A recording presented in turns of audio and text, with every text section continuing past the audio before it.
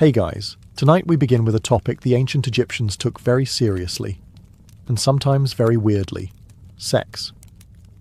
From sacred rituals to surprisingly frank poetry, this civilization was more open, creative, and frankly experimental than most people today might be after 2 glasses of wine and a horoscope reading.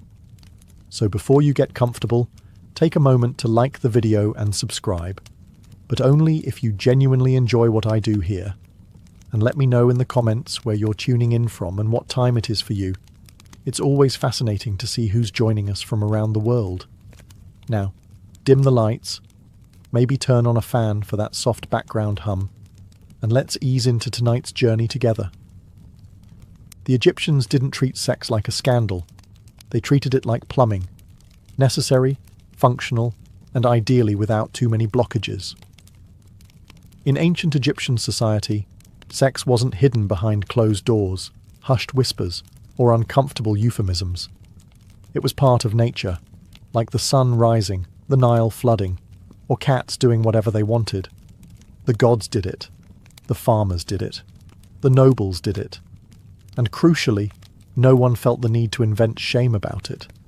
The culture didn't frame sexuality as something dirty or dangerous. In fact, it was sacred, tied to creation, fertility, health, and personal pleasure. Not necessarily in that order. This wasn't hedonism. It was balance. Egyptian society ran on the principle of ma'at, cosmic harmony, and sexuality was part of maintaining that harmony. Fertility meant crops. Crops meant food. Food meant survival. So if your sex life was healthy, the gods were probably smiling. If not, well, maybe it was time to light a candle to Hathor and consider using more honey. This open attitude filtered into everything: art, literature, medicine, even architecture. Temples featured carvings of fertility gods. Homes were often built with private areas for intimacy. And yes, ancient architects had enough tact to know that love doesn't flourish next to granaries. And unlike many later societies, ancient Egypt didn't obsess over celibacy or punish people for having sex, unless it involved property disputes or someone else's wife. There were no mass puritanical movements, no complex hierarchies based on who did or didn't do what with whom. Your social value wasn't chained to what you did in bed. It was tied more to how much land you had, how good your grain harvest was, and whether you kept your linen white in the sun. If you're wondering why sex was treated with such casual sacredness in ancient Egypt, you can thank the gods, who, frankly, set the tone by making it part of their divine job descriptions. Let's begin with Atum, the original solo act. According to the Heliopolitan creation myth, Atum created the world by engaging in an act of, let's say, enthusiastic self-involvement. No partner, no help, just pure determination and cosmic alone time. From this, he produced Shu, air, and Tefnut, moisture, which means the Egyptian universe literally began with a one-god show and bodily fluids. This wasn't scandalous. It was revered. Atum's generative act was seen as power, a divine assertion that life starts with desire. No need for fig leaves or awkward silence. The gods didn't blush. Why should anyone else? Next up, Osiris and Isis, ancient Egypt's royal couple. When Osiris was murdered and dismembered by his jealous brother Set, Isis, determined and very committed, reassembled his body. All of it. Well, almost all. One crucial part was missing. So what did she do? She crafted a substitute phallus, yes, with magic, revived him long enough to conceive Horus, and voila, the divine bloodline continued. That's love. And excellent time management. Then there's Min, the god of fertility and male potency. He was often depicted standing tall, in every sense, crowned with lettuce, holding his most recognizable feature proudly in hand. Ancient statues didn't leave much to the imagination. Shrines to Min featured ritual lettuce offerings, symbolizing fertility. And, well, lettuce was kind of their Viagra. Hathor, goddess of love, music, and drunken joy, was another sensual figure, Often nude or semi-nude in depictions, she represented everything pleasurable about human connection: dancing, desire, laughter, and seduction. Festivals in her honor were essentially ancient Tinder with tambourines. Even the sun god Ra had moments of reproductive importance, though usually involving creation through speech or spitting, which is only slightly less weird than Atum's solo performance. The gods modelled sexuality as divine, necessary, and sometimes a little experimental. They didn't separate the sacred from the sensual. They merged them.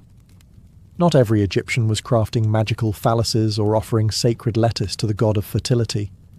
Most were just normal people with normal relationships, trying to find time for intimacy between feeding the livestock and avoiding crocodiles. Unlike their more dramatic gods and occasionally incestuous royalty, the average Egyptian's love life was pretty down to earth.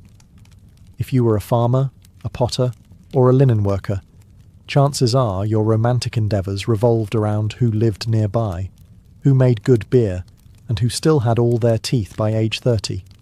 Standards, but reasonable. Relationships were built on shared labour, shared meals, and ideally, shared affection. Couples slept in the same bed, raised children together, and even snuck the occasional love note onto a potsherd. Yes, literal shards of pottery with messages like, "I dream of your beauty by night." That's ancient texting, folks. Sex wasn't regulated by priests or political decrees. As long as it was consensual and not interfering with your work or someone else's marriage contract, it was your business. Privacy might have been limited, walls were thin, and nosy neighbours were eternal, but intimacy was respected. For many couples, physical affection wasn't hidden. Tomb paintings sometimes showed husbands and wives touching tenderly, holding hands, or standing face to face, and not in the "this is purely ceremonial" kind of way. These were people who genuinely valued connection. The Egyptians also understood timing. Fertility mattered, a lot. The Nile flooded predictably, crops had seasons, and so did the human body. Women knew their cycles, men had herbal tonics, and everyone had at least one grandmother with unsolicited advice involving honey and onions. Contraception, while not foolproof, was part of life. So was midwifery. There were even pregnancy tests involving barley and emmer seeds. If they sprouted after being peed on, congratulations. If not, maybe next year. And if things didn't work out romantically, divorce was possible. No trials, no public shaming. Just a split of property and a return to separate bread ovens. If you're imagining ancient Egyptian weddings with veils, bouquets, and uncomfortable uncles doing the crocodile dance, you might want to scale it back. A lot. The truth is, in ancient Egypt, getting married was delightfully low effort. All you needed was a house, some bread, and mutual tolerance. A shared bed didn't hurt either. There was no ceremony, no priest, no registry office, no 47-plate catering menu, with chicken, lamb, or divine mystery stew. If two people agreed to live together and shared resources, food, linens, maybe a goat, society accepted them as married. Just like that. Done. No wedding dresses either. Women wore the same linen garments they wore every other day, usually white, sometimes pleated, always breathable. No rings, no vows, no emotional groomsmen with speech scrolls. Ancient Egyptian relationships didn't need pageantry. They needed practicality. You've got chores to do after all. The barley's not going to thresh itself. That said, couples did sometimes write up marriage contracts, especially in later periods. These were basically ancient prenups. Who brings what into the household? Who keeps what if things go sideways? Occasionally, the contracts even spelled out penalties for bad behaviour. If you hit me, you owe me silver. Not quite romantic, but very efficient.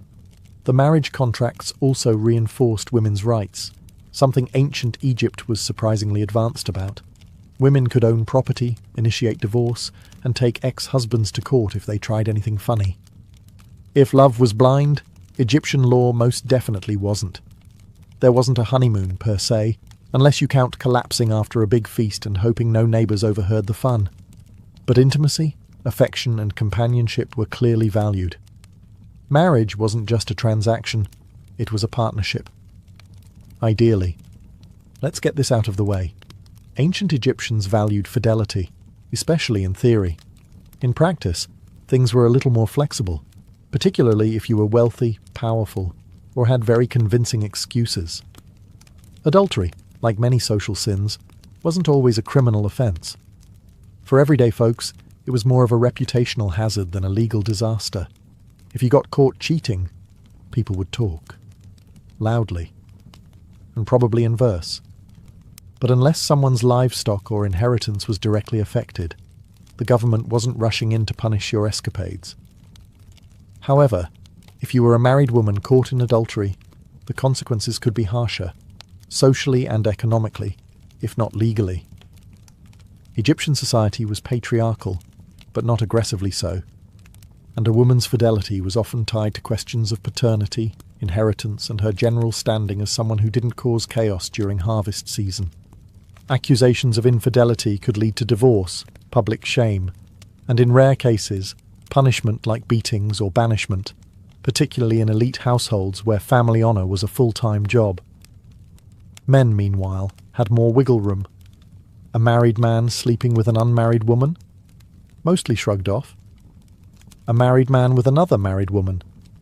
Now that was messy, especially if the other husband was important and not into sharing.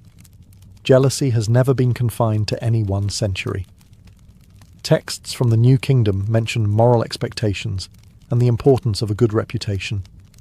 In some stories, adulterers are described as foolish or dishonourable, while others suggest that a man who sleeps with another man's wife will have a tragic fate, usually involving curses, impotence, or angry gods with jackal heads. Still, the absence of strict laws against adultery in most periods is telling. The Egyptians didn't feel the need to legislate every affair. They relied more on shame, gossip, and the occasional passive-aggressive song lyric. It worked about as well as you'd expect.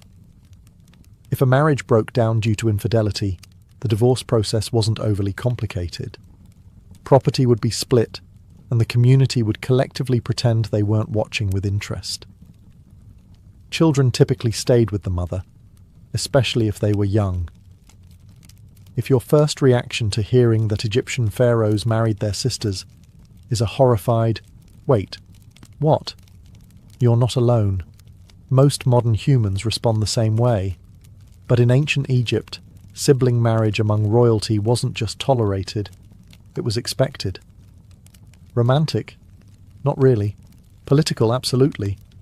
To understand this eyebrow-raising tradition, you have to think like a pharaoh. Imagine you believe your family is descended from gods, and not in a metaphorical divine right way, but literally. If the gods married their siblings to maintain cosmic order, then obviously the royal family should do the same. Because nothing says eternal stability like awkward family reunions that double as wedding receptions. This wasn't about attraction. It was about power consolidation. Pharaohs didn't want outsiders, even noble ones, gaining access to the throne. Marrying a sister or half-sister kept the bloodline pure and the assets in-house. Essentially, royal Egypt ran on a combination of divine mythology and dynastic trust issues. Some of the most famous pharaohs followed this tradition.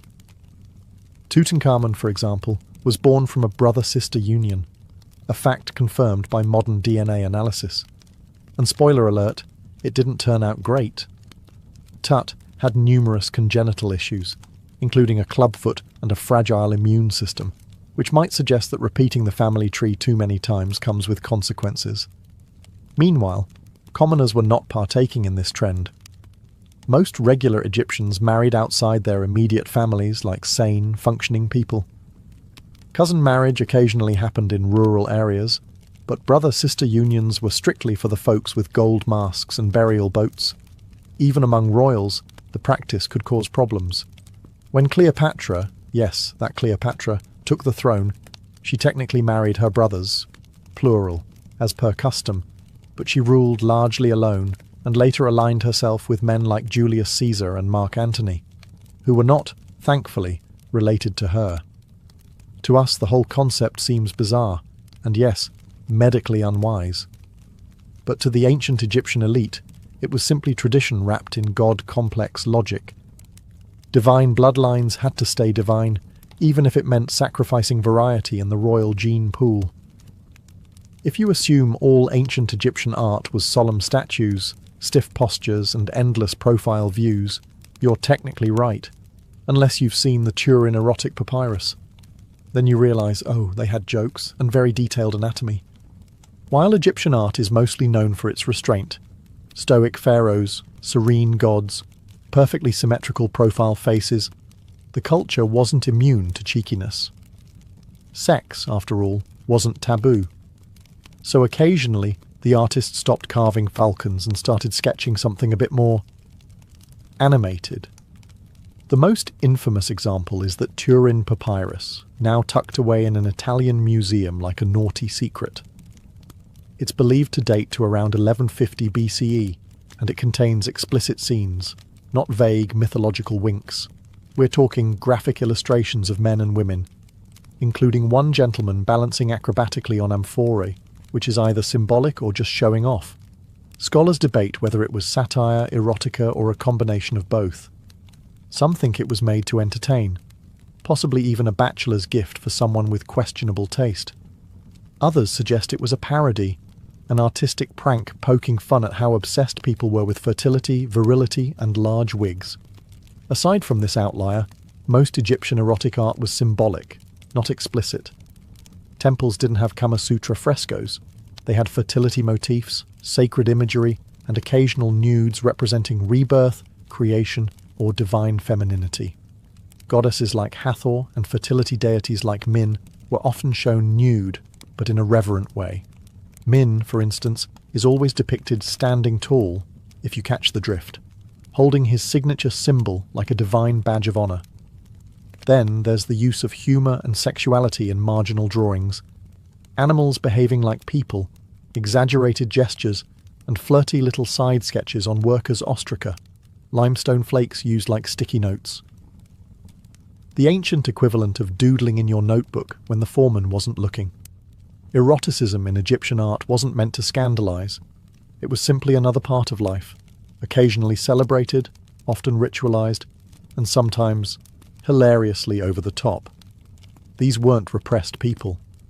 They just had an excellent sense of boundaries, and occasionally a day where they decided the scroll needed spice.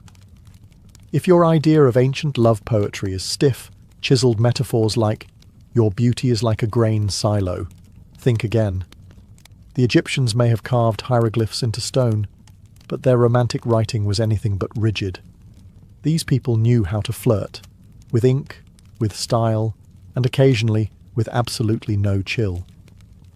Preserved on papyri and broken pottery shards, because nothing says eternal love like a reused cereal bowl, Egyptian love poems date mostly to the New Kingdom period, around 1300 BCE. And they are refreshingly honest, surprisingly passionate, and occasionally so steamy you'd think they were written during a Nile flood with nothing better to do. Here's a genuine line from one. "I shall lie down at home and pretend to be sick. Then you will come and see me, and if you come near me, I will get better." This isn't vague romanticism. This is flirtation with a plan. Both men and women composed these poems, often from a first-person perspective. That's rare for the ancient world. In Egypt, a young woman could describe the thrill of sneaking glances across the lotus pond. A young man could wax poetic about how her voice was better than beer. That's the kind of devotion that deserves a monument. These weren't private diary entries either. Some of them were performed at banquets, read aloud for entertainment, courtship, or just to fill awkward silences between harp solos. Imagine ancient Tinder dates with live readings of passionate stanzas, followed by wine and maybe a goat roast. And the metaphors. Oh, they went all in. Fruit symbolized sensuality. Hunting meant pursuit and seduction. Gardens and rivers were, well, not always about agriculture. These poems weren't afraid to mix earthy, grounded affection with cosmic-level adoration. Desire wasn't something to be repressed. It was to be sung about, written down, and possibly recited by that one cousin who always read too slowly.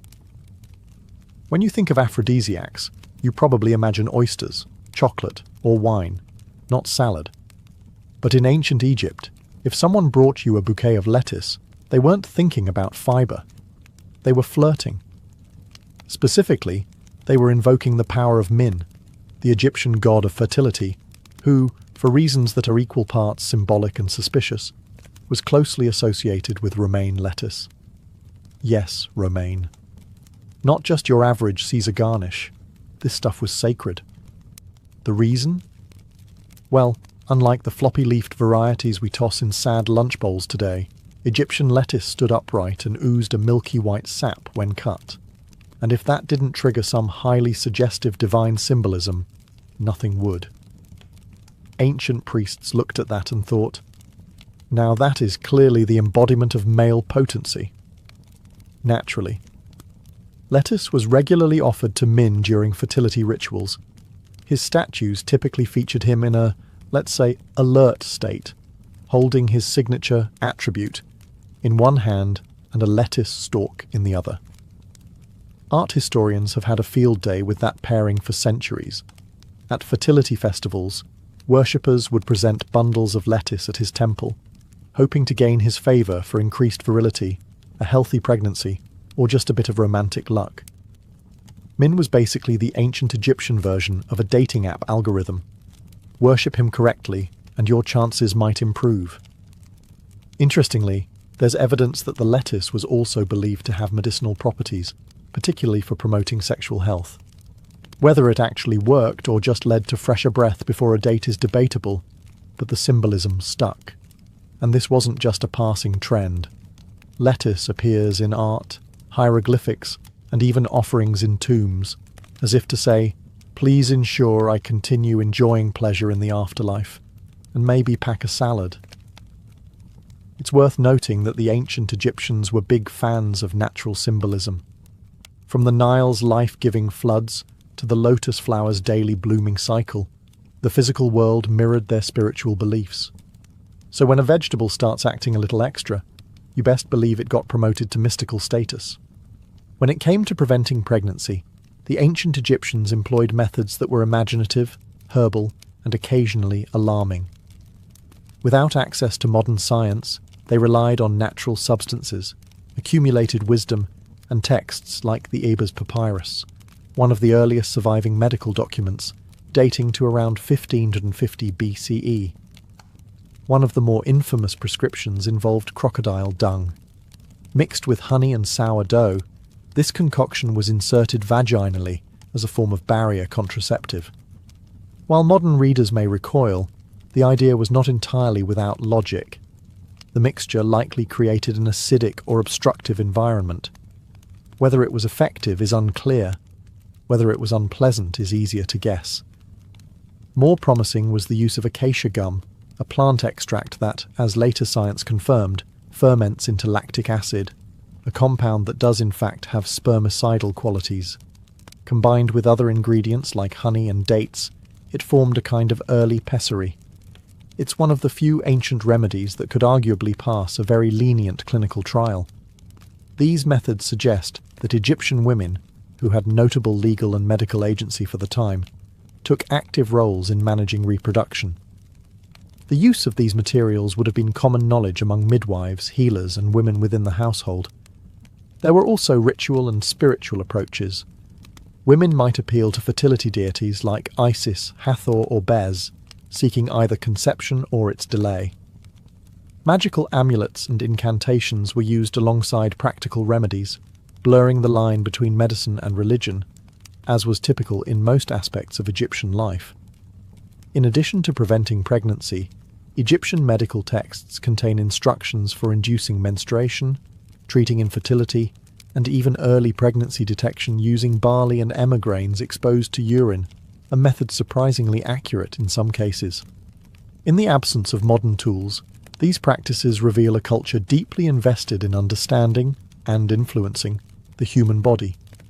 They lacked microscopes, but not intention. Fertility was a matter of life, death, economics, and divine favour. And while some of their methods may now seem outlandish, the impulse behind them, to plan, to protect, to prepare, is strikingly familiar. In ancient Egypt, virginity wasn't a badge of honor, a social currency, or a fragile family heirloom to be guarded at all costs. In fact, it wasn't really a big deal at all, more like a passing footnote in the grander narrative of life, which mostly revolved around crops, inheritance, and not angering the gods before breakfast. There's no known Egyptian word for virgin in the moralistic, ceremonial sense. The closest you'll find are terms that mean young woman, or uninitiated, which is less purity culture, and more hasn't had the time yet. No torches were lit, no ceremonies performed, and no mothers-in-law inspecting linens like they were looking for counterfeit currency. This wasn't because the Egyptians were scandalous libertines. It's just that they had a far more functional approach to sex. It was seen as part of life, like eating bread or avoiding hippos. Important, yes. Sacred sometimes. But nothing that required a purity certificate stamped by a temple priest. For women, value came from things like fertility, loyalty, and whether she could run a household without the roof catching fire. Her sexual history? Mostly her business. Marriage wasn't about sealing a chaste deal. It was about forming a reliable alliance that could ideally survive tax season and plagues. Of course, modesty existed. People didn't walk around advertising their conquests on papyrus scrolls, but the kind of ritual obsession with virginity found in later societies just didn't materialize here. No cloistering, no dowries based on moral performance, no uncles making awkward speeches about virtue. Even Egyptian religion offered little support for the whole purity panic. The goddess Hathor, patron of love, music, and wine, was openly sensual and extremely unbothered by anyone's opinions. The gods were far too busy managing creation and cosmic balance to weigh in on who had done what, when, and with whom. In the end, virginity in ancient Egypt was treated for what it is, a temporary condition, not a lifelong resume. And frankly, they seemed more concerned with who could bake good bread and whether your father had a reliable roof to offer. Because when you live in a desert surrounded by crocodiles, you learn pretty quickly what really matters, and what absolutely doesn't. Ancient Egyptian society didn't publish rainbow flags or hold parades, but it also didn't seem particularly troubled by the existence of same-sex relationships. There were no official laws condemning them, no public stonings, and, most tellingly, no frenzied temple sermons about the end of civilization brought on by two men sharing a bedroll. In short, they noticed, but didn't panic. The most discussed example is that of Nyankhnum and Khnumhotep, two high-ranking officials buried together in a shared tomb at Saqqara. Their tomb features intimate artwork, the pair embracing, touching noses, a gesture equivalent to a kiss, and generally behaving like a couple whose biggest argument was probably about linen colours. The inscriptions refer to them as overseers of the manicurists, which sounds innocuous until you realise they were clearly close enough to be buried as one household unit. Were they lovers? Roommates with exceptional boundaries? Brothers unusually fond of holding hands? Scholars still debate, but the visual language leans heavily in favour of a romantic, or at least deeply affectionate bond. And the fact that their tomb exists, beautifully decorated, publicly visible, suggests that nobody was outraged. They were important, respected, and apparently allowed to be themselves, even in death. Egyptian texts and mythology also leave space for fluidity. Some deities, like Hapi, god of the Nile, are depicted as intersex or androgynous. Others take on dual roles or switch genders in mythological tales without causing divine HR complaints. The gods, it seems, were not limited by human categories, and neither were the people invoking them. That said, there's no evidence of organised same-sex marriages or political recognition of same-gender unions. Egyptians were pragmatic. If a relationship produced heirs and property stability, great. If it didn't, well, that was your household's business. Intimacy, as always, was treated with a curious mix of privacy and normalcy. And while male same-sex relations are more visible in the records, female ones are almost completely absent, not because they didn't happen, but because Egyptian scribes had a frustrating habit of ignoring what women did when no men were around. In ancient Egypt, having children wasn't just desirable. It was a social expectation, a spiritual duty, and, if you were lucky, a way to ensure someone would refill your tomb offerings long after you were gone. So when a couple struggled to conceive, it wasn't brushed aside. It was investigated, medically, magically, and sometimes both in the same afternoon. The ancient Egyptians approached infertility with characteristic pragmatism. Their medical papyri, particularly the Kahun gynecological papyrus, dating to around 1800 BCE, include detailed diagnoses, treatments, and methods for evaluating female fertility. There were instructions for examining cervical mucus, monitoring cycles, and even a primitive pregnancy test involving urinating on barley and emmer wheat. If the grains sprouted, congratulations, your household was about to get louder. If not, the next step might involve inserting herbal mixtures, fumigating the womb, yes really, or appealing to higher powers. Because in Egypt, if medicine didn't work, magic was always available, and often recommended. Amulets played a central role. Symbols of Hathor, Isis, Bez, or Taweret, the hippo-shaped protector of childbirth, were worn, carried, or placed under pillows. Spells were recited. Figurines were buried or cradled. One text suggests that to conceive, a woman should drink a concoction of ground dates, honey, and carob while reciting a protective charm. Not FDA approved, but deeply heartfelt. Men, of course, weren't off the hook, though far fewer papyri bother to question their reproductive contributions. In cases of persistent infertility, a man might be told to undergo purification rituals, consult a priest, or, in less official advice, simply try harder. And because this was Egypt, cosmic order, Ma'at, was always part of the equation.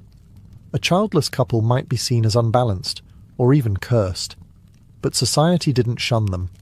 It offered remedies, hope, and a few very creative prescriptions. It's worth noting that despite all this effort, Egyptian households weren't necessarily overflowing with children. High infant mortality, disease, and malnutrition kept family sizes smaller than ideal, which only made fertility all the more sacred, and its absence all the more personal. If you think desire fades after death, the ancient Egyptians would like a word, and possibly a carefully carved offering slab. In their worldview, death wasn't an end. It was a continuation of life, ideally with all the comforts, pleasures, and daily routines of the living world, including sex. Funerary texts, tomb inscriptions, and grave goods all suggest that the deceased hope to carry their appetites into the afterlife, not just for bread and beer, but for love, touch, and intimacy.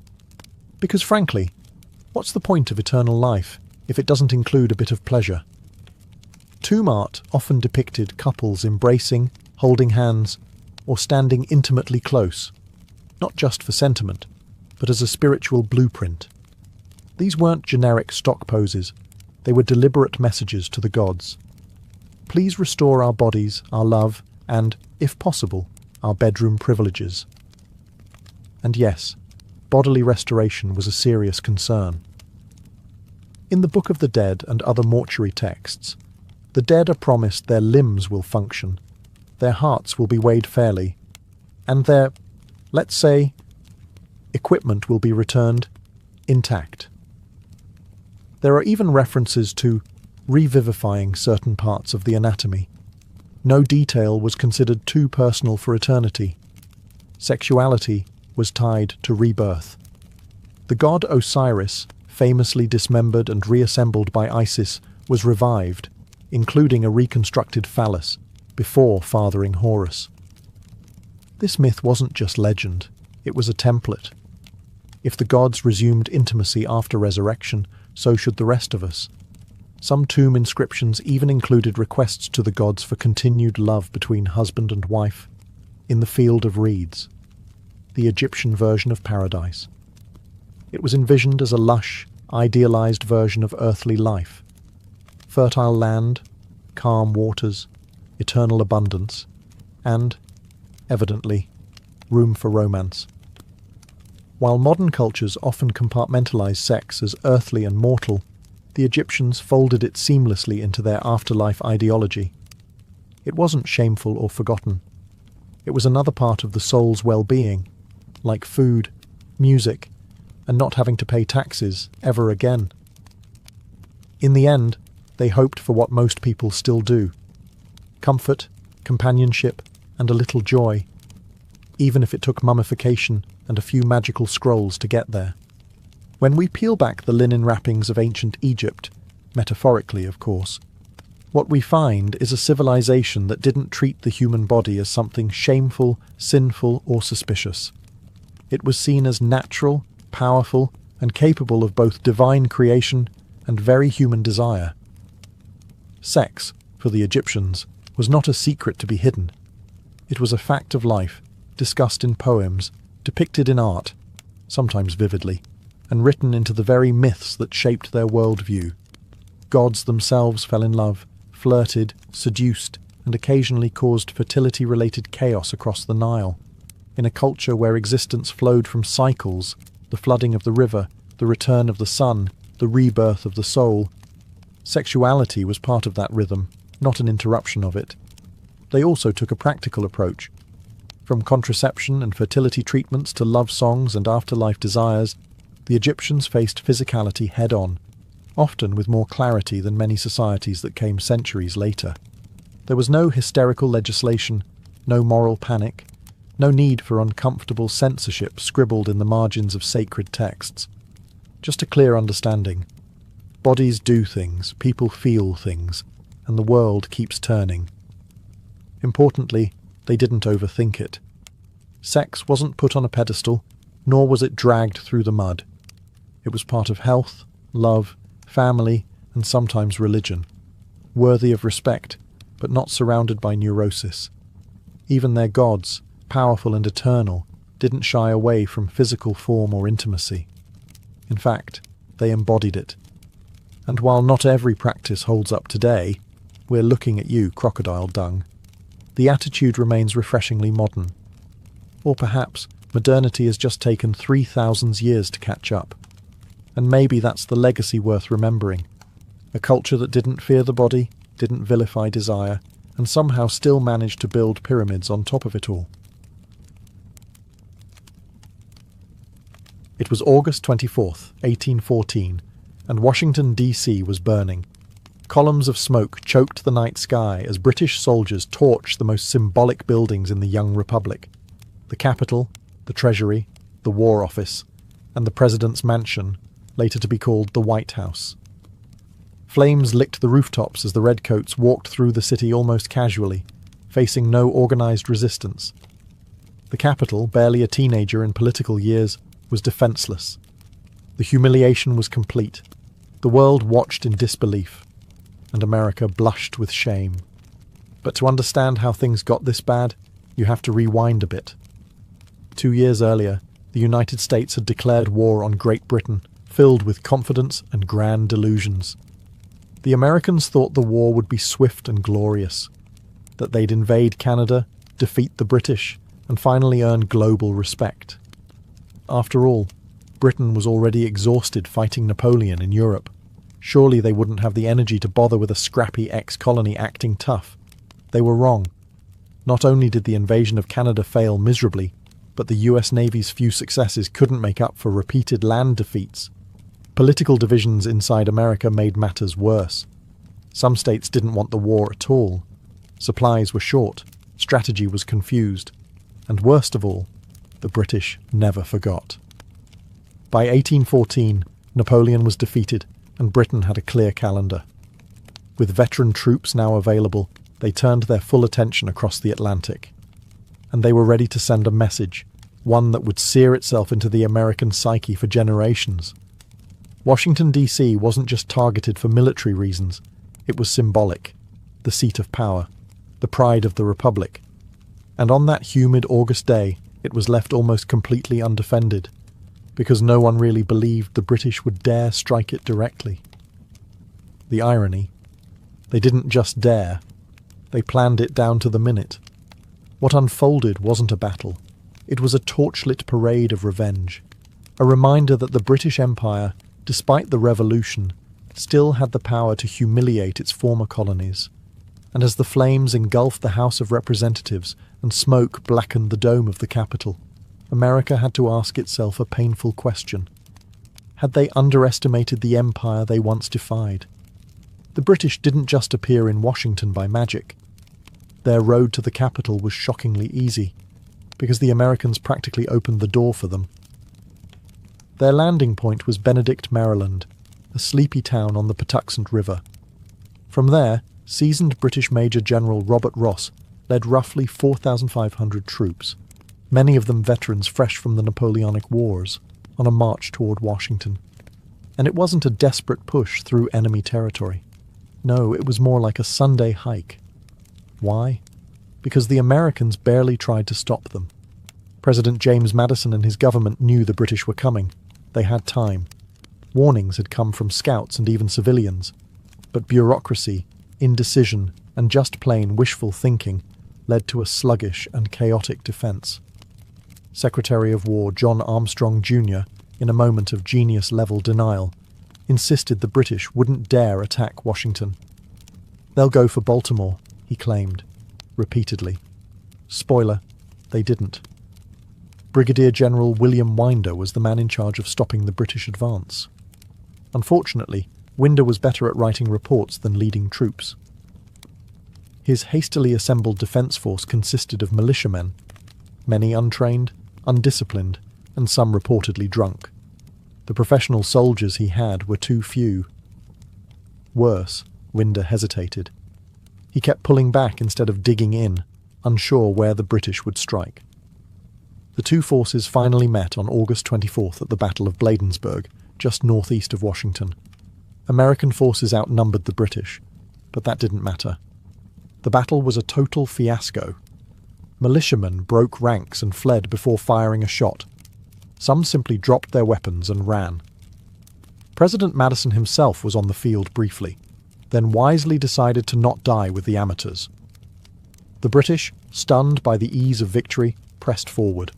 No trenches to overcome, no burning barricades, no desperate defence of the capital. Just a straight shot into the city. It was a comedy of errors, but no one was laughing. By the time the British reached Washington, American leadership had dissolved into chaos. Madison fled. Government documents were being stuffed into carts. First Lady Dolly Madison, refusing to abandon the White House without dignity, packed up valuables, including Gilbert Stuart's now famous portrait of George Washington. As night fell, the Redcoats marched in, and the match was almost ready to be lit. By the time the British entered Washington, the city was nearly deserted. Politicians had fled. The streets were quiet, eerily so. The only sounds were the boots of British soldiers and the soft crackle of fires already smouldering from earlier skirmishes. Major General Robert Ross and Admiral George Cockburn led their men with clinical precision. No looting, no chaos, just a disciplined mission to make a statement. And what a statement it was. The British troops began with the Capitol building. It was still under construction, but the north and south wings, the chambers of Congress, were complete enough to symbolize the pride and function of the American government. The British set fire to both wings. Flames engulfed the Library of Congress. The books and manuscripts, some irreplaceable, went up in smoke. It wasn't just a military blow. It was a cultural one. Next, they moved to the White House, then known as the President's Mansion. Dolly Madison had already fled, but not before rescuing that now iconic portrait of George Washington. British troops found the building empty, but dinner was laid out on the table, untouched. In what might be history's most awkward meal, British officers sat down and enjoyed the president's dinner before torching the place. They were deliberate, almost ceremonial, in the destruction.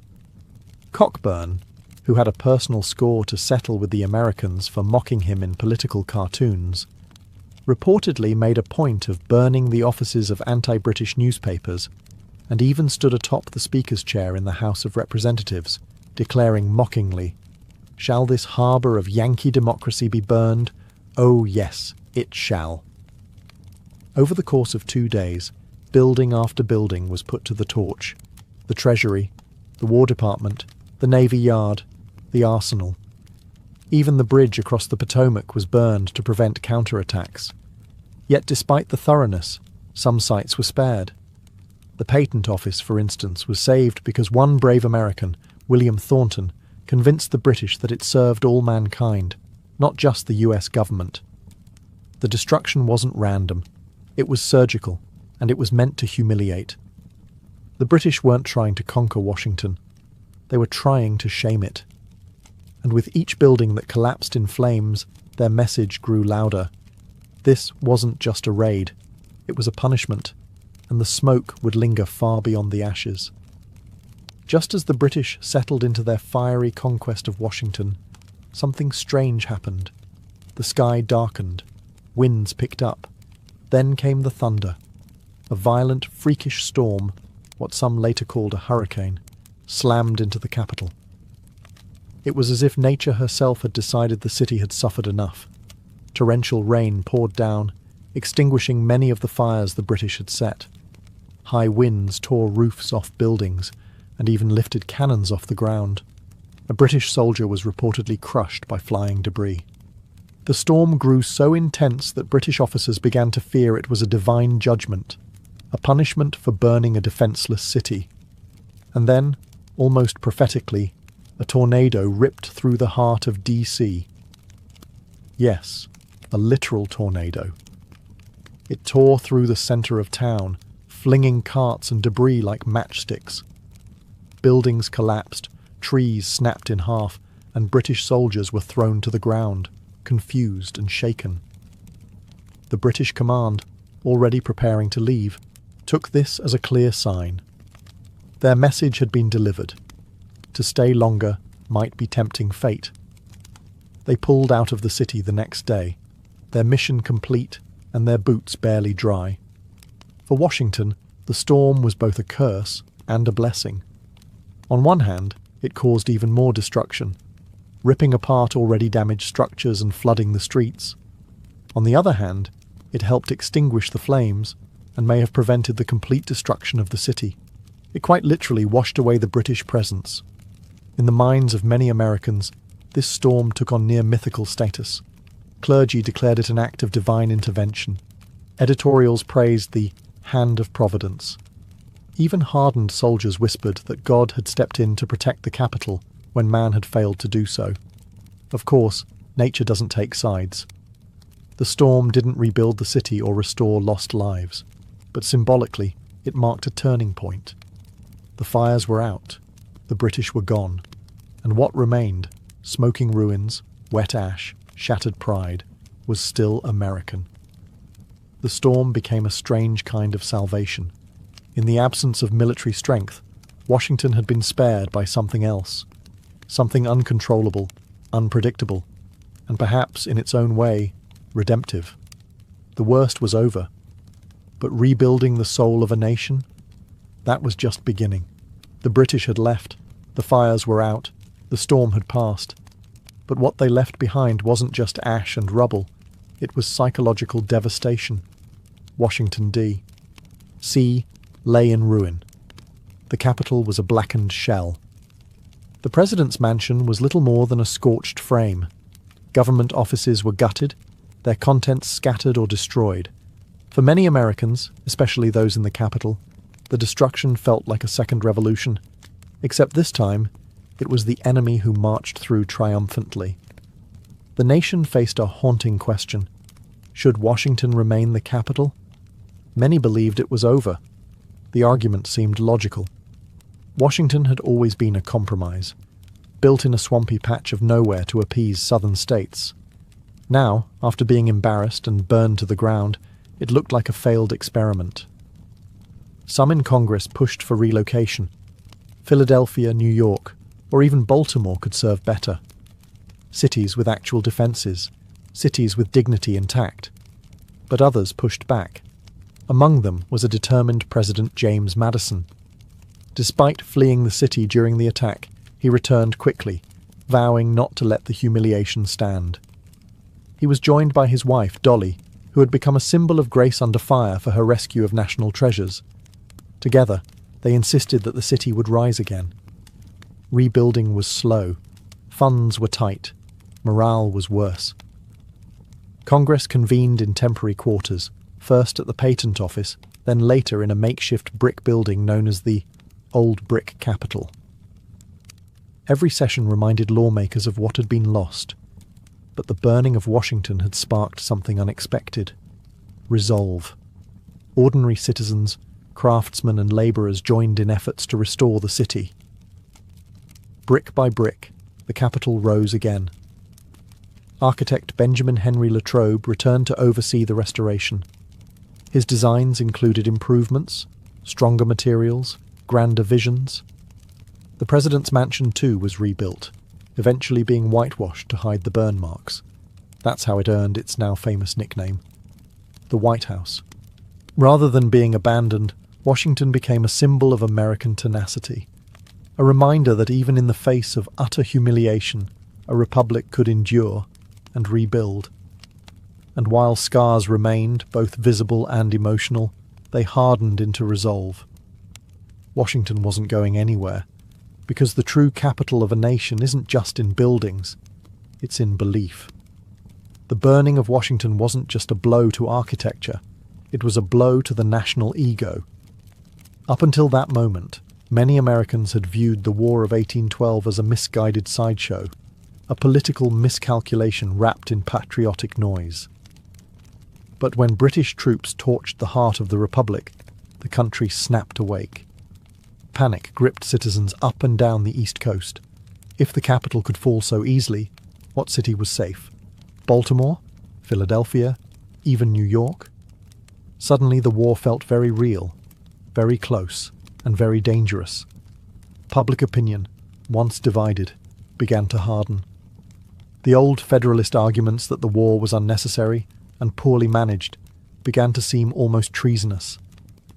Even critics of President Madison now had to admit that the time for squabbling was over.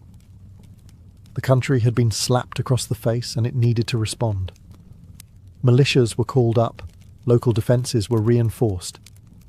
Baltimore, in particular, braced for what many assumed would be the next British target. Citizens dug trenches, built fortifications, and readied their harbour guns. The British had lit a fire, not just in the buildings of Washington, but in the hearts of Americans. But it wasn't just fear that spread, it was defiance. Newspapers printed fiery editorials calling for revenge. Preachers thundered from pulpits about divine justice. Artists created stirring images of Dolly Madison and burning buildings, turning catastrophe into a kind of folk heroism. Out of the ashes, a story began to form, not of defeat, but of resilience. It was a strange transformation. The loss of the capital could have crushed morale, but instead, it ignited a nationwide sense of unity. There was shame, yes, but also a desire to prove that the United States was not just a flimsy experiment in democracy, that it could take a punch and still stand. President Madison, once a cautious and often unpopular leader, began to grow in stature. He had stood by his ruined capital, vowing to rebuild, and that image, of a battered but resolute republic, resonated deeply. The British had hoped to humiliate. Instead, they galvanized. The war wasn't over, but America had finally begun fighting it not just with muskets, but with meaning. If Washington was the slap, Baltimore was the punchback. Just weeks after burning the capital, British forces set their sights on Baltimore, a major port city and home to privateers who had been harassing British shipping. Confident after their success in Washington, the British assumed Baltimore would fall just as easily. They were wrong. By the time the Redcoats approached in mid-September 1814, Baltimore was ready. Local citizens, labourers, and even enslaved people had worked day and night to fortify the city. More than 10,000 volunteers dug trenches, built earthen walls, and armed Fort McHenry with heavy cannons.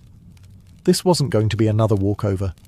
The British strategy was a classic two-pronged assault, a land attack from the east and a naval bombardment from the Patapsco River. But from the beginning, things went sideways.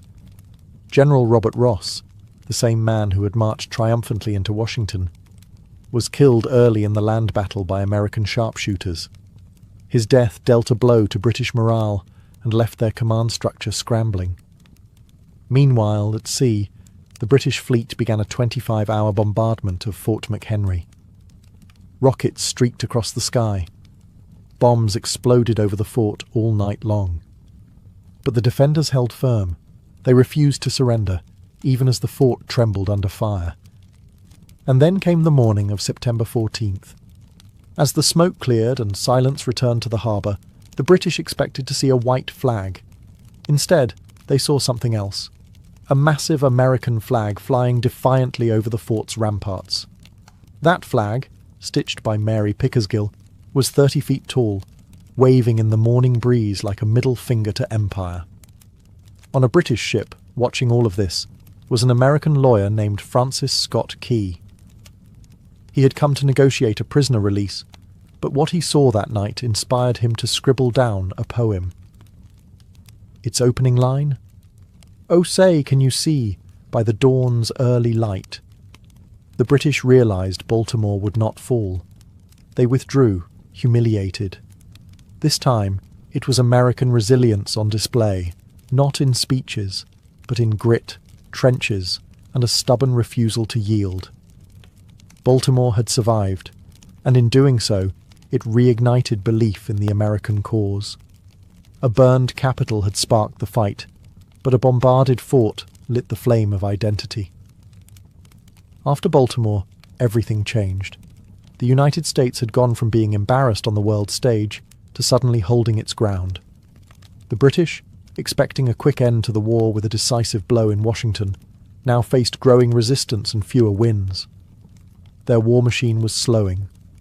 Logistically stretched and politically pressured, they began to rethink the costs of dragging the conflict on. Baltimore's defense wasn't just a military win, it was a psychological one. It gave American negotiators something to stand on.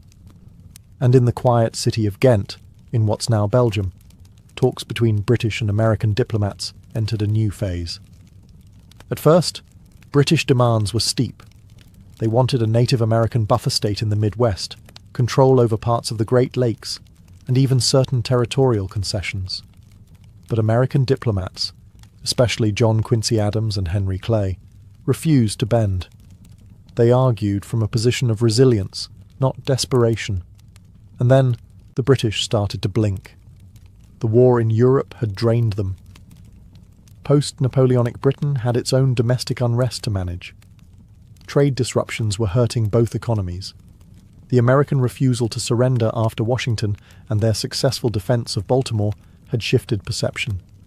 This war, it turned out, couldn't be won with fire alone.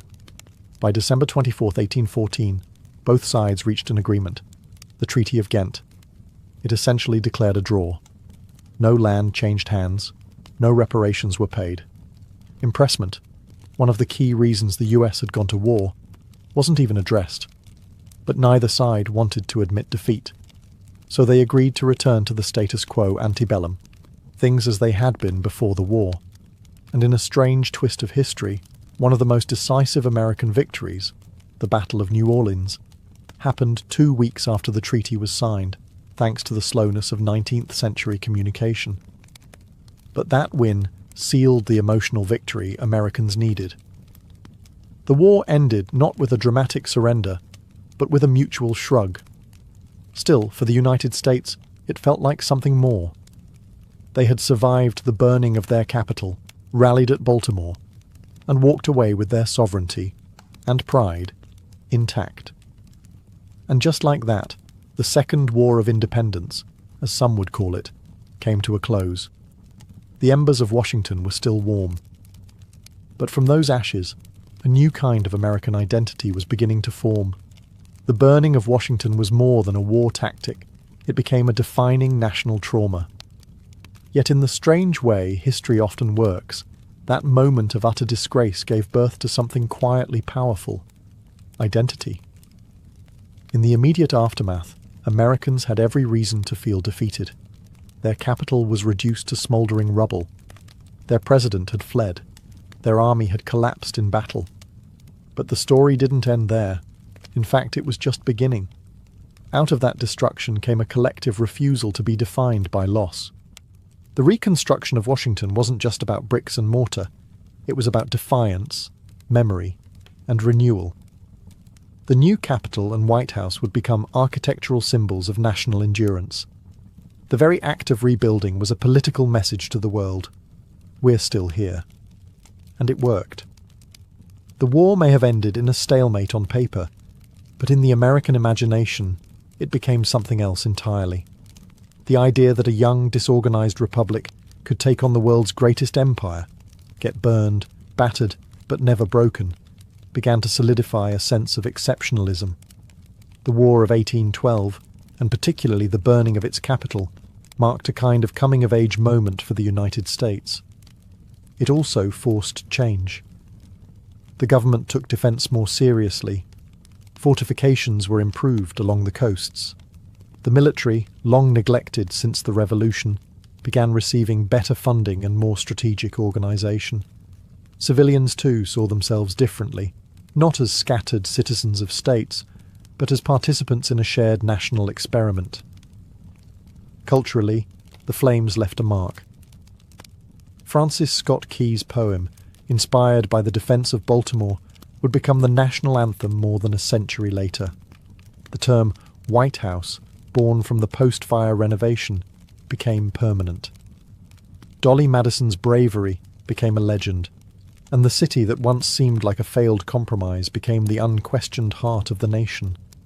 Even the British, in time, came to treat the event with a sort of embarrassed quiet.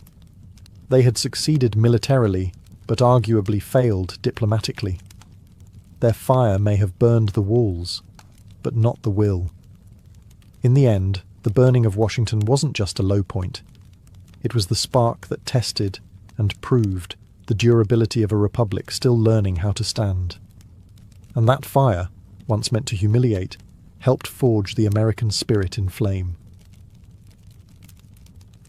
In medieval Europe, the journey into motherhood often began before a girl had fully left childhood. A girl's value, status, and even salvation were often wrapped up in her ability to bear children, especially sons. While today we might think of motherhood as a personal choice or biological event, in the Middle Ages it was a societal obligation. Women weren't just expected to become mothers, they were destined for it. Marriage was the first step. Among peasants, it might be arranged by families eager to merge land, labour, or livestock. Among the nobility, marriage was a political chess move. A noble girl might be married off by age 12 or 13, sometimes even younger in betrothal, her body pledged to a future alliance. Fertility wasn't just a blessing. It was a bargaining chip. Once married, the pressure to conceive began immediately. A wife who failed to become pregnant after a year or two was whispered about, suspected, pitied, sometimes even accused of moral or spiritual failing. If a noblewoman failed to produce an heir, her husband might seek annulment, or worse, take a mistress more capable. Among the nobility, a woman's womb was a national asset. Kingdoms rose or fell based on whether a queen could produce a healthy male heir. Pregnancy was met not just with celebration, but anxiety. The stakes were high. A male child might mean the continuation of a dynasty. A daughter? Not useless, but certainly not ideal. Peasant women, meanwhile, had less dynastic pressure, but not less expectation. Children meant labourers. A growing family could support the farm, tend livestock, and maybe, just maybe, help the parents in old age. But with high infant mortality and no understanding of maternal health, every pregnancy was a gamble. Motherhood wasn't considered a choice. It was an expectation, a calling, even a form of penance. The Church taught that Eve's sin condemned women to the pain of childbirth, and so motherhood became both duty and punishment. Women were praised for suffering in silence, for embracing their role without complaint. In the medieval mindset, a woman who didn't bear children was a curiosity at best, a failure at worst. The womb wasn't private. It was public property, divine machinery, and dynastic infrastructure all in one. And for most women, it would define not just their lives, but their deaths. Childbirth in the Middle Ages was a battlefield, and the woman giving birth was often the lone soldier. There were no doctors in white coats, no sterile instruments, and certainly no painkillers. Instead, there were dimly lit rooms, wooden stools, herbal tinctures, whispered prayers, and an ever-present fear that this birth might be her last. Labour usually took place at home. Rich or poor, most women gave birth surrounded by other women. Midwives, female relatives, neighbours. Men were rarely present. In fact, childbirth was considered a deeply female domain, both sacred and dangerous. A midwife might have some knowledge passed down through generations, but she had no formal training. And if something went wrong, if the baby was breech, if labour stalled, if there was hemorrhaging, there was little anyone could do. Pain was expected. In fact, it was theologically required. The Church taught that Eve's original sin had cursed women to suffer in childbirth, so enduring that pain was often seen as spiritually virtuous. Crying out too loudly? That might be interpreted as weakness, or worse, sin. Some tried to ease the suffering. Herbal concoctions made from poppy, mandrake, or henbane might dull the edge of the agony, but they were unreliable and sometimes dangerous. More often, women relied on saints, charms, and ritual. The girdle of St. Margaret was a popular talisman, wrapped around a labouring woman's belly to protect her and the child. Holy relics were placed under beds. Psalms were chanted. Midwives crossed themselves before cutting the umbilical cord. And yet, death hovered. Maternal mortality was tragically common. Women could die from blood loss, infection, or retained placenta days after giving birth. Some survived the labour only to succumb to puerperal fever later. What we now know was often caused by unwashed hands or dirty linens. It's estimated that 1 in 10 births ended with the death of the mother. For poor women with multiple pregnancies, the odds only worsened. Stillbirths, too, were frequent. Babies born too early, too small, or too still. And when a child died unbaptized, it raised terrifying questions about their soul. In this world, childbirth wasn't just biology, it was peril, prayer, and penance, and every new life came at the edge of death's door. Bringing a child into the world was only the beginning. The real struggle, for both mother and child, was survival. In the Middle Ages, the odds were merciless. Nearly half of all children died before reaching the age of 5. Some never took their first breath. Others succumbed to illness before they could even walk. A child's first year was the most dangerous. Fevers, infections, and malnutrition were ruthless killers, and medical understanding was virtually non-existent. Peasant mothers bore the brunt of this reality. Living in cramped homes with dirt floors, surrounded by animals, and drinking water from contaminated wells, they fought a daily war against disease. Diarrhea, respiratory infections, and tetanus were common causes of death. There were no antibiotics, no vaccines, and certainly no hospitals. Even a mild fever could spiral into tragedy. Noble women had cleaner surroundings and better access to food, but they were not immune. Disease didn't care about titles. Plague, smallpox, measles. They took royal and commoner alike. In fact, high birth rates among the nobility weren't just about producing heirs. They were about statistical survival. Having one son wasn't enough. You needed backups. This brutal reality shaped how mothers viewed their children, especially in the early years. It wasn't uncommon for parents to delay naming a child until they passed infancy. Some mothers resisted forming strong attachments right away, not out of coldness, but out of necessity. Grief was a familiar visitor. To bury one child was tragedy. To bury several was routine. Yet love still existed. Fierce, aching, desperate love. We see it in letters, in wills, in prayers scrawled in the margins of manuscripts. We see it in the way mothers would walk miles to find healing herbs or bring a priest for a deathbed baptism. They didn't just mourn their children. They fought for them, with everything they had. The emotional toll was enormous.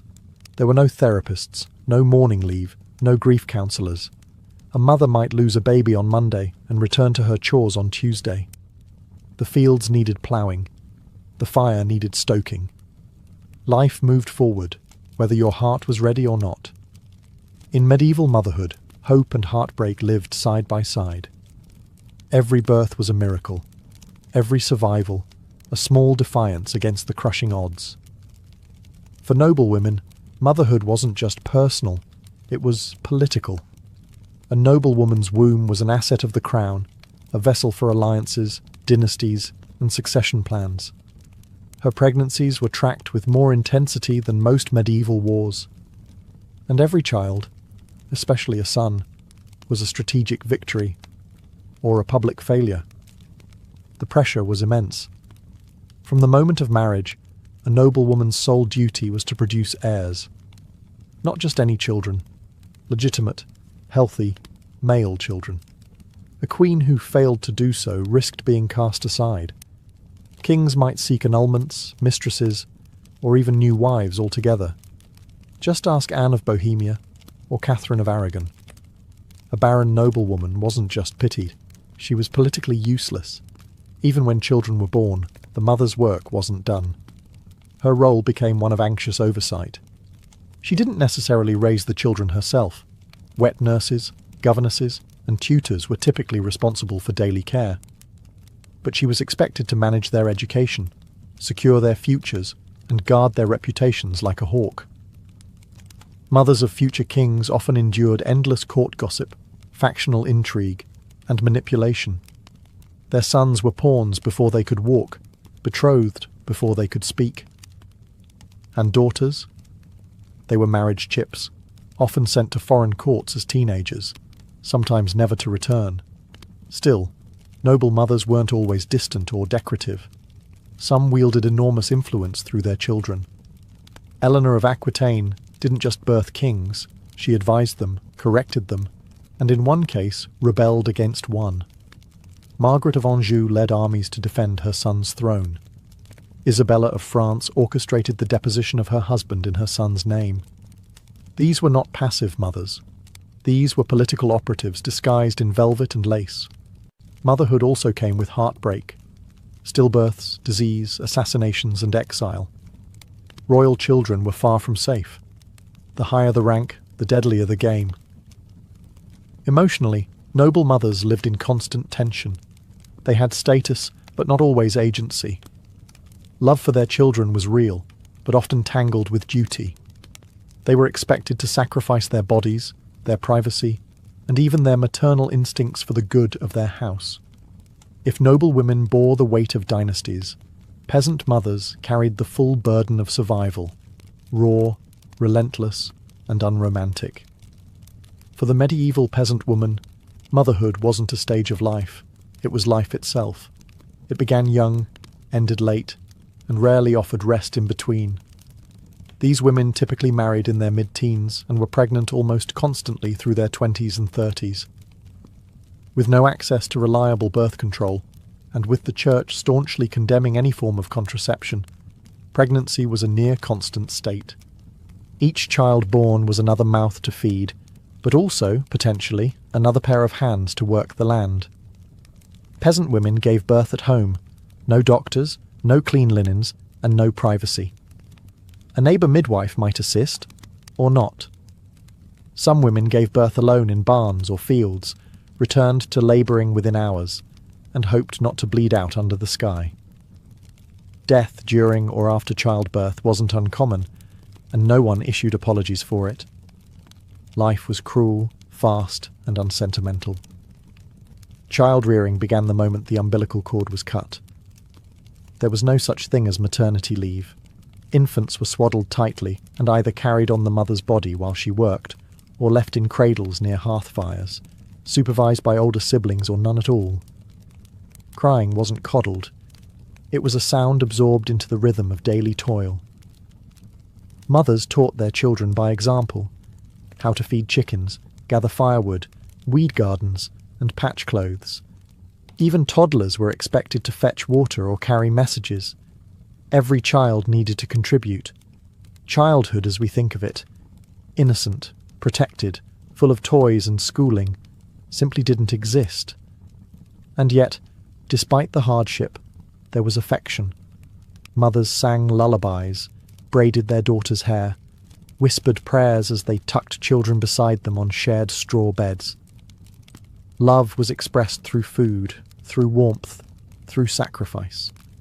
A mother giving her portion of bread to a hungry child, a mother walking barefoot so her son could wear her only pair of shoes to church. Peasant motherhood was a masterclass in endurance. These women carried not just babies, but burdens, firewood, expectations, and loss. Their backs bent with the weight of a world that never paused, even when they buried a child. And still, they kept going. In the medieval world, feeding a baby was a matter of both biology and hierarchy. For most mothers, especially peasants, breastfeeding was non-negotiable. It was natural, expected, and vital for survival. Formula didn't exist, and animal milk was risky and often contaminated. A mother's body was the only lifeline. Peasant mothers breastfed their babies for as long as possible, often well into toddlerhood, because they had to. Breastfeeding not only nourished the child, it also acted as a form of rudimentary birth control, slightly delaying the return of fertility, an accidental mercy in a world of near-constant pregnancies. These women worked the fields with infants strapped to their backs, pausing to feed them between planting and harvesting. But in noble households, the rules changed. For upper-class women, breastfeeding was often considered beneath their station, physically draining, emotionally inconvenient, and culturally unfitting for a lady of refinement. Enter the wet nurse. These were lower-class women, selected for their health and milk supply, who were paid to breastfeed noble infants full-time. They often lived with the child and formed deep maternal bonds, sometimes stronger than the one between mother and child. The Church had mixed feelings about this. Some theologians worried that a child nursed by a morally impure woman might absorb her sins. Others believed wet nurses were a practical necessity for women who needed to remain fertile and continue producing heirs. After all, a queen could not risk wasting time nursing one child when she needed to be pregnant with the next. Infant care itself was harsh by modern standards. Swaddling was nearly universal. Babies were wrapped tightly in cloth to straighten their limbs and train them not to move too much. Diapers existed, but were often reused rags or moss-lined cloth, changed infrequently. Baths were rare. Teething was treated with charms or folk remedies. Cribs were hard, if they existed at all. Babies often shared a bed with their parents, increasing the risk of accidental smothering. Sickness struck quickly. Remedies ranged from herbal infusions to prayers to saints. And if a child died, especially in infancy, some believed it was God's will, or worse, punishment for the mother's sins. Still, mothers did what they could. They rocked, soothed, fed, and sang lullabies in languages long lost. Love found its way, even in the mud and shadows of medieval life. In medieval Europe, motherhood wasn't just physical labour, it was spiritual labour too. The Church had a firm grip on the experience of pregnancy, birth, and parenting. Everything from conception to burial was soaked in religious meaning, and a mother's soul was always under scrutiny. Before childbirth, women often turned to saints for protection. Saint Margaret of Antioch was especially popular among expectant mothers. Legend claimed she could protect them during labour because she herself had once emerged unscathed from the belly of a dragon.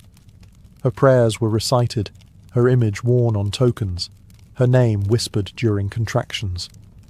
Childbirth, in the eyes of the Church, was tainted by sin. Thanks to the story of Eve, women were told that pain in labour was punishment for humanity's original fall.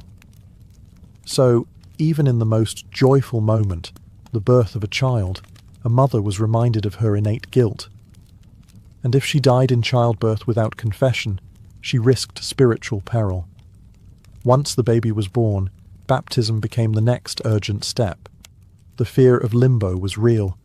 If a child died before being baptized, many believed their soul would be denied heaven.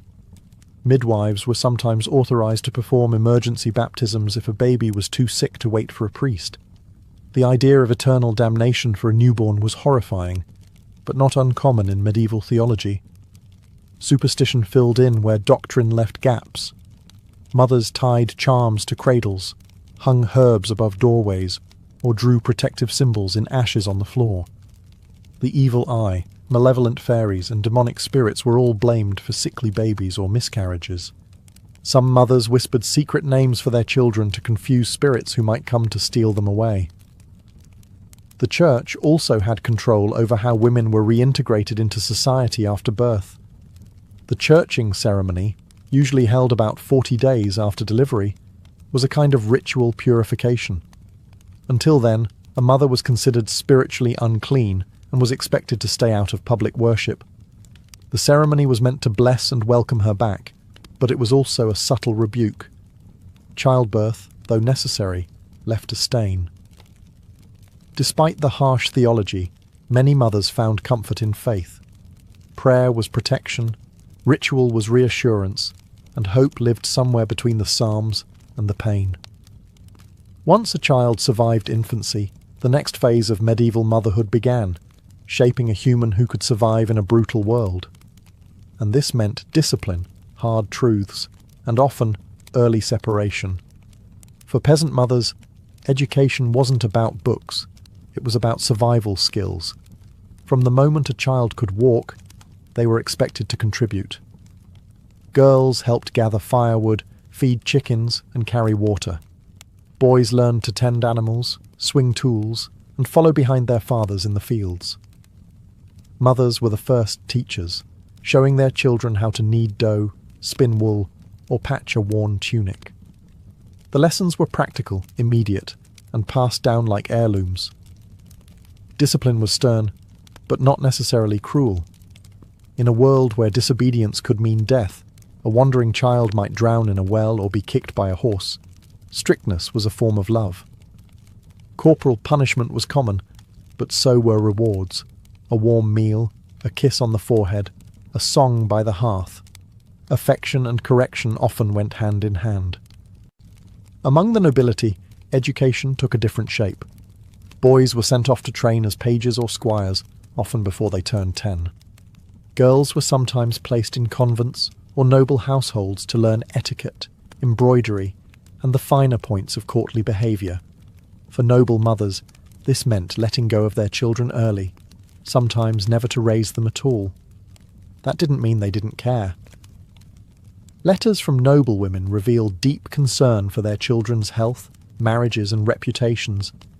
A noble mother might not tuck her child in every night, but she was often behind the scenes, arranging their futures like a chess master. Still, the emotional toll of separation was real. Children might be raised by strangers, nursed by others, and married off by 15. A mother might hear of her child's death via messenger, or not at all. And yet, medieval mothers found ways to stay connected. Through prayers, through keepsakes, through traditions.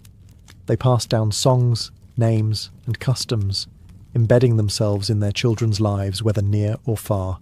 Medieval motherhood wasn't about holding on. It was about preparing to let go, early, often, and without guarantee. Medieval mothers rarely left written records.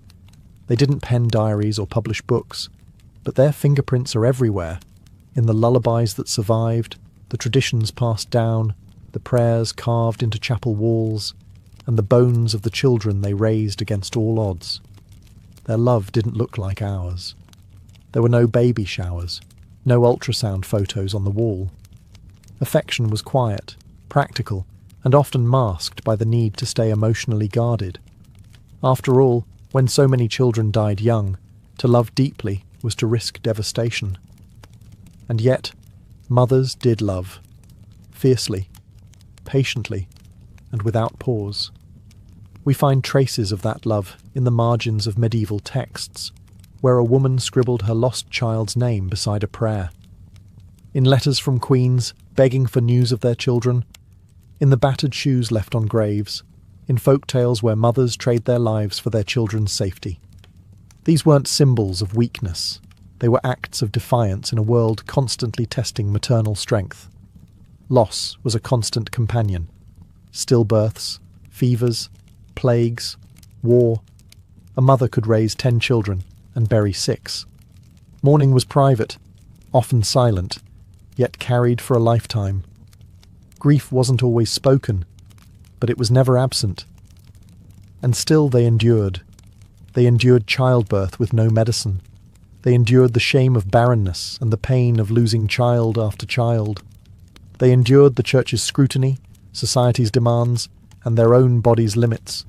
Some endured violence from husbands, others endured exile, poverty, or starvation. But through it all, they nurtured, protected, taught, and, most miraculously, hoped. Their legacy isn't written in stone monuments, but in generations that followed. They are the unnamed ancestors who fed us, clothed us, and somehow made it all work. They built the foundations of family and survival, even when the odds said they shouldn't have. Medieval motherhood wasn't saintly, and it wasn't soft. It was tough, complicated, heartbreaking, and brave. It was sometimes joyful, often tragic, always vital.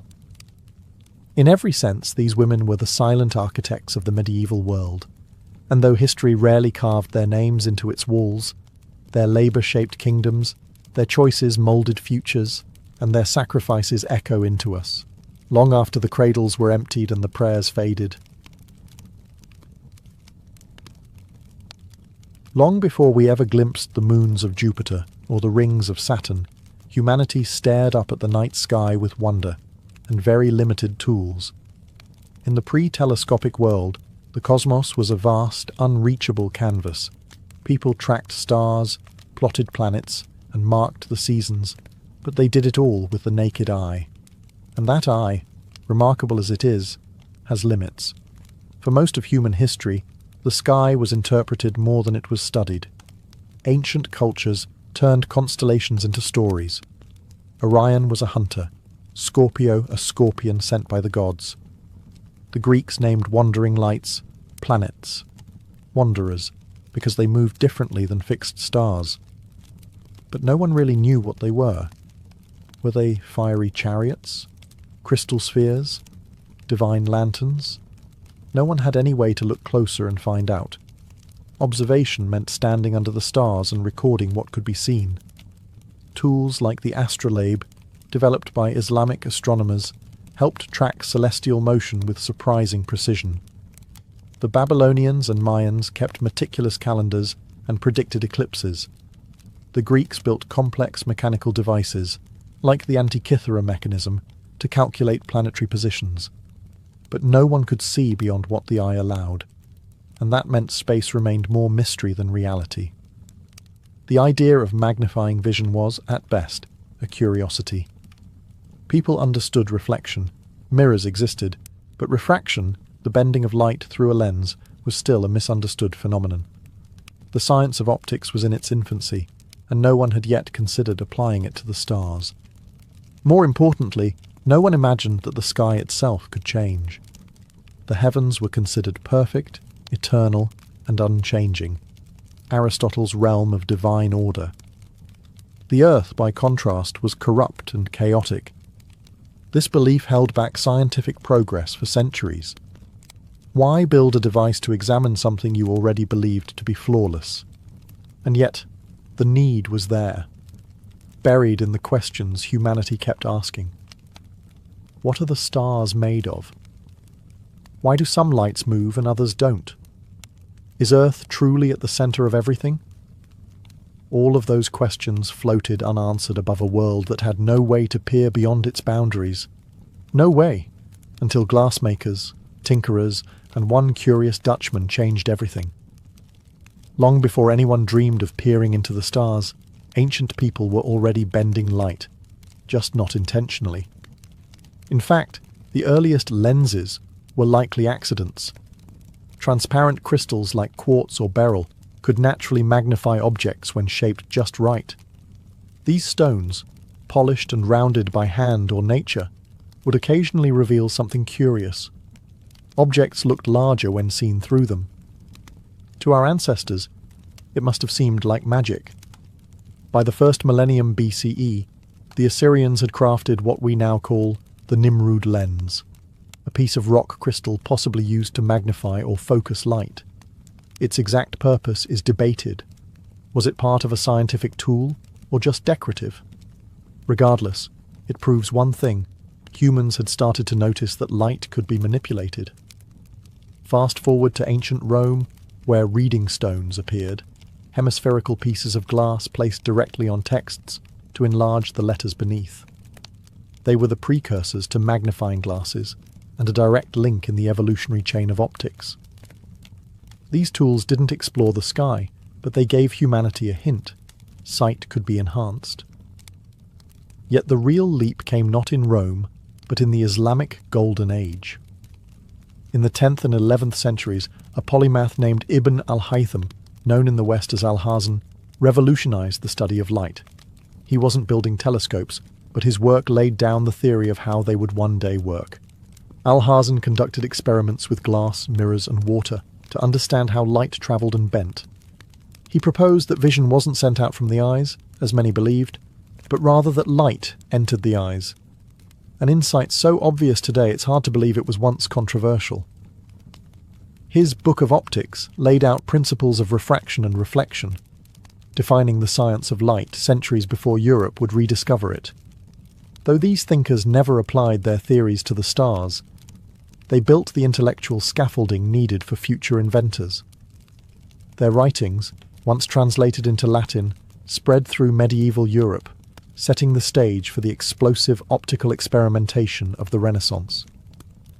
By the 13th century, the science of optics had quietly crept into everyday life, not through astronomy, but through a far more personal issue: bad eyesight. In the bustling workshops of Italy, particularly around Venice, glassmakers began crafting lenses to help aging monks and scholars read their manuscripts. The result? Spectacles. The earliest spectacles appeared around 1285, likely in Pisa or Venice. They were simple, convex lenses framed in wood or metal, designed to sit precariously on the nose. There were no temples, no arms to hook behind the ears. Users simply pinched them into place or held them up by hand. But the effect was revolutionary. For the first time, people could fight back against fading vision. The popularity of reading glasses spread fast, especially among clergy and educated elites. Monks could now read scripture well into their later years. Scholars could pore over texts late into the night. Glassmakers had stumbled upon a booming industry, even though they didn't fully understand the physics behind what they were selling. Still, this new obsession with magnification planted an idea in the collective imagination. If glass could help us see the small, could it also help us see the distant? The leap wasn't immediate. For centuries, spectacle making remained a trade focused on individual needs, helping people see books and thread needles.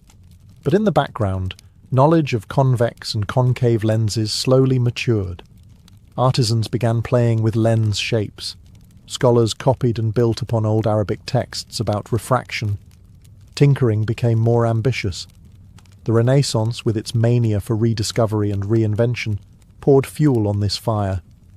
Experimenters began combining lenses, sometimes in play, sometimes in pursuit of genuine innovation. And eventually, someone stumbled upon a configuration that did something unexpected.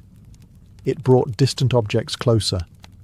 That someone, according to most accounts, was Hans Lippershey, a Dutch spectacle maker who, around 1608, assembled a device that could magnify faraway objects. It wasn't perfect, but it worked.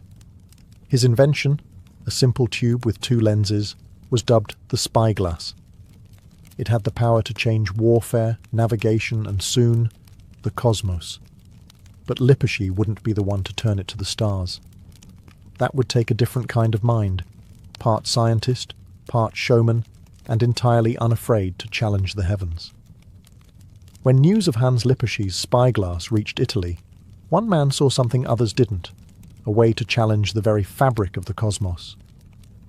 That man was Galileo Galilei, a mathematics professor from Pisa with a flair for experimentation and a deep skepticism toward accepted truths. Upon hearing of the Dutch device in 1609, he didn't just want to copy it, he wanted to improve it. Within months, he built his own telescope, first a 3x magnification, then an 8x, and soon after a 20x. Compared to Lippershey's clunky tool, Galileo's telescope was sharper, longer, and more refined, and then he pointed it at the sky. The moment was historic. Through his handmade lenses, Galileo became the first human to truly see the heavens. What he found shattered the delicate, divine perfection taught by Aristotle and defended by the Church. The moon, for instance, was not a smooth, glowing sphere. Galileo saw craters and mountains, imperfection. The Milky Way wasn't a milky smear, it was made up of countless stars.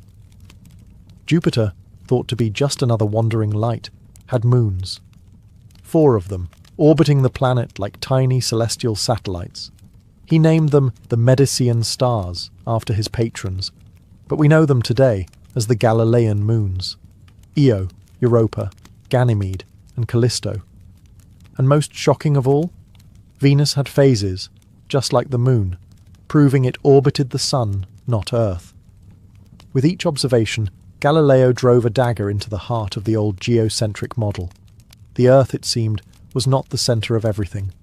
The universe was bigger, stranger, and more dynamic than anyone had imagined. Galileo published his findings in Sidereus Nuncius, the Starry Messenger, in 1610. It was a sensation, a celestial tell-all. Crowds gathered to see his telescope. Scholars praised him. The Church grew uneasy. Because this wasn't just a scientific tool anymore. The telescope had become dangerous. It offered evidence that contradicted centuries of theological doctrine. The heavens, once thought immutable and divine, now looked messy, changing, and full of motion. Galileo hadn't just invented astronomy, he had weaponized vision, and with a few polished lenses, he had started a war between observation and belief. The stars would never be safe or silent again. Galileo had proven what 2 lenses in a tube could do, but his Galilean design, one convex lens at the front, one concave at the eyepiece, had limits. A narrow field of view, blurry edges, and paltry magnification once you pushed beyond 30x. Enter Johannes Kepler, the German mathematician already famous for his laws of planetary motion. Reading The Starry Messenger in 1610, Kepler asked a simple question. Could the optics be better? Within a year, he produced Dioptris, a treatise that rewrote the rulebook of lenses. Kepler proposed swapping Galileo's concave eyepiece for a second convex lens. The image would flip upside down, but the payoff was huge. A wider field, sharper focus, and theoretically unlimited magnification. Kepler himself never built the device. He spent his life juggling patronage, plague, and family tragedy. But his blueprint spread across Europe like contraband. Tinkerers seized on the idea. In Italy, Francesco Fontana crafted long, unwieldy instruments, some stretching 6 meters, claiming 160x power. In the Netherlands, Christian Huygens and his brother would later push the length past 30 meters to hunt for Saturn's rings. But the first verified Keplerian telescopes appeared in the 1630s, likely built by the Jesuit astronomer Christoph Scheiner. He demonstrated one to the emperor in Vienna, dazzling courtiers with right-angled spies on distant church spires, albeit all upside down. The inverted view was a small price to pay for clarity, yet it created a new market, erecting eyepieces and clever mirror diagonals for land-based viewing. Artisans in Paris and London competed to sell astronomical versus terrestrial models. Telescopes were no longer scientific curiosities. They were luxury items for nobles who wanted to brag about seeing ships before they reached harbour. Meanwhile, Kepler's optics ignited serious science. With clearer images, astronomers could sketch sunspots, map lunar valleys, and time Jupiter's moons so precisely that they proposed using them as celestial clocks for longitude. The telescope was evolving from a disruptive gadget into an indispensable instrument. Yet every added inch of focal length made tubes sag and glass blur. The race was on for shorter telescopes with longer power. That challenge would summon a genius who hated chromatic smears and loved apples. One Isaac Newton. The arms race of vision was far from over. It was only changing shape. By the mid-1600s, the refracting telescope had stretched to absurd proportions. In pursuit of better magnification, astronomers were building scopes longer than houses, some over 100 feet long, just to tame a frustrating flaw: chromatic aberration. This was the rainbow-coloured smudge that bled around bright objects. As light passed through curved lenses, colours split like a prism, creating blurry halos. No matter how carefully a lens was shaped, the colours refused to behave. Enter Isaac Newton, a man who not only understood the problem, but also refused to tolerate it. Newton, already famed for calculus and gravity, turned his razor-sharp intellect to optics. His solution? Stop using lenses altogether. In 1668, Newton introduced something radical: the reflecting telescope. Instead of bending light through glass, he used a curved mirror to collect and focus it. Mirrors didn't split light into rainbows. They didn't need to be hundreds of feet long. And best of all, they could be short, powerful, and precise. Newton's design used a concave primary mirror at the bottom of the tube, which reflected light to a flat diagonal mirror, then into the eyepiece mounted on the side. It looked nothing like Galileo's spyglass, but it worked. The image was crisp, clear, and most importantly, free of colour distortion. At first, Newton kept his invention quiet. He wasn't a fan of public drama, but by 1672 he presented the telescope to the Royal Society, and it caused a stir. Here was a compact instrument with better performance than refractors many times its size. Observers could now study Jupiter's belts, Saturn's rings, and the rugged lunar surface with stunning detail, and from a backyard, not a cathedral rooftop. Still, the reflecting telescope came with its own challenges. Making a perfectly parabolic mirror was difficult. Early versions used polished metal, which tarnished quickly and had to be repolished constantly. But the core idea was revolutionary, and its potential undeniable. Newton's invention didn't replace refractors overnight, but it cracked the telescope wide open. Astronomers now had two competing paths: lenses or mirrors. And as mirror technology improved, Newton's quiet rebellion would reshape the very architecture of astronomy. The universe hadn't changed, but the way we saw it just took a leap forward. By the 18th century, telescopes had escaped the hands of individual tinkerers and entered the age of national pride, royal funding, and scientific ambition. The telescope was no longer just a clever invention. It was now a weapon in the battle to understand the universe. And across Europe, astronomers were wielding it like never before. One name towers above this era: William Herschel. A German-born musician turned self-taught astronomer, Herschel moved to England and became obsessed with the night sky. With the help of his brilliant sister, Caroline Herschel, he began building massive reflecting telescopes in his backyard, melting metal, casting mirrors, grinding lenses by hand. One of his designs reached over 40 feet long, with a 4-foot-wide mirror. It was the largest telescope in the world at the time, and with it, he made history. In 1781, Herschel discovered Uranus, the first new planet found since ancient times. It shook the foundations of astronomy. Suddenly, the solar system was bigger than anyone had imagined. Herschel didn't stop there. He charted thousands of stars, catalogued nebulae, and coined the term galaxy. He speculated that some of the fuzzy clouds seen through his telescope might be entire island universes, far beyond our own. Caroline, meanwhile, became a respected astronomer in her own right.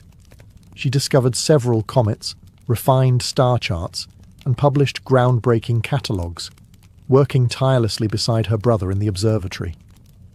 Elsewhere, the telescope was also helping scientists crack long-standing puzzles. Astronomers used it to track transits of Venus, calculating the Earth's distance from the Sun. Telescopic measurements improved celestial navigation, allowing ships to traverse oceans with far greater precision. Naval empires quite literally depended on the sky. And while Newton's reflectors remained elite instruments, achromatic refractors, which reduced chromatic aberration using special lens combinations, were now commercially available. Opticians like John Dolland refined lenses to sharpen the image without the rainbow smears, offering the best of both worlds, clarity and colour correction. Observatories were being built across Europe, Paris, Berlin, Greenwich. Astronomy became institutionalized. Telescopes sat not just in scholars' attics, but in towers, domes, and royal estates. They had become symbols of enlightenment and empire. This was the golden age of stargazing, when the telescope wasn't just expanding our view, but our very place in the cosmos. As the 19th century dawned, the telescope entered its industrial phase. What began as handmade tubes of brass and glass now became precision-engineered instruments of steel, bronze, and cast iron. The sky, once mapped by candlelight, was now being charted by the rising might of factories, railroads, and empire. The biggest shift? Size. Telescopes were getting enormous. In Ireland, a wealthy astronomer named William Parsons, the third Earl of Ross, constructed what was then the largest telescope on Earth. Completed in 1845, the Leviathan of Parsonstown boasted a mirror 6 feet in diameter and a tube 50 feet long. Suspended between two massive masonry walls, it looked more like a siege weapon than a scientific instrument. But it worked. With it, Parsons observed the swirling structure of what was then called the Whirlpool Nebula, now known as M51, and made one of the first sketches resembling a spiral galaxy. He had no way of knowing how far away it truly was, but the drawing alone hinted that the universe might be full of systems like our own, far beyond the Milky Way. Meanwhile, other observatories sprang up in France, Russia, and America. Astronomers were no longer lone geniuses in cloaks, but salaried researchers with assistants, budgets, and government grants. Telescopes began moving westward, toward drier air, clearer skies, and higher altitudes. One of the most famous was the Lick Observatory in California, built atop Mount Hamilton in 1888. It housed the largest refracting telescope ever constructed, with a 36-inch objective lens. Not to be outdone, the Yerkes Observatory in Wisconsin followed in 1897 with an even longer refractor, still the biggest of its kind to this day. But refractors were nearing their limit. Lenses sagged under their own weight. Glass this big couldn't be perfectly cast or supported. The future once again pointed to mirrors. Engineers began experimenting with silver-coated glass, lighter and easier to maintain than Newton's old metal mirrors. Reflectors, once overshadowed by their lens-based cousins, were making a comeback. At the same time, photography entered the equation. For the first time, Telescopes weren't just for viewing the heavens, they could record them. Astronomers began capturing long-exposure images of stars, nebulae, and planets, seeing deeper than ever before. The age of observation was ending. The age of data had begun. As the 20th century unfolded, the telescope transformed from a tool of vision into a machine of revelation. No longer limited to what the eye could see, telescopes began collecting data across the entire electromagnetic spectrum, unlocking secrets the visible light had always hidden from us. The revolution began atop Mount Wilson in California, where George Ellery Hale spearheaded the creation of the Hooker telescope, completed in 1917. With a 100-inch mirror, it was the most powerful telescope of its time. And into that mirror stared a young astronomer named Edwin Hubble. In the 1920s, Hubble used the Hooker to peer into the Andromeda Nebula. What he discovered changed everything. Andromeda wasn't a cloud within our galaxy. It was a galaxy itself. One of millions. Hubble's work demolished the idea of a small, static universe. The cosmos, it turned out, was vast, expanding, and ancient beyond measure. Soon, even the atmosphere became a limitation. Earth's air blurred starlight and blocked much of the electromagnetic spectrum. So, in the latter half of the century, telescopes began climbing higher, into balloons, planes, and eventually orbit. In 1990, NASA launched the Hubble Space Telescope, a namesake tribute orbiting above Earth's distortive atmosphere. After an initial hiccup with its mirror, Hubble went on to deliver the most detailed images of the universe ever captured. Pillars of gas, dying stars, infant galaxies.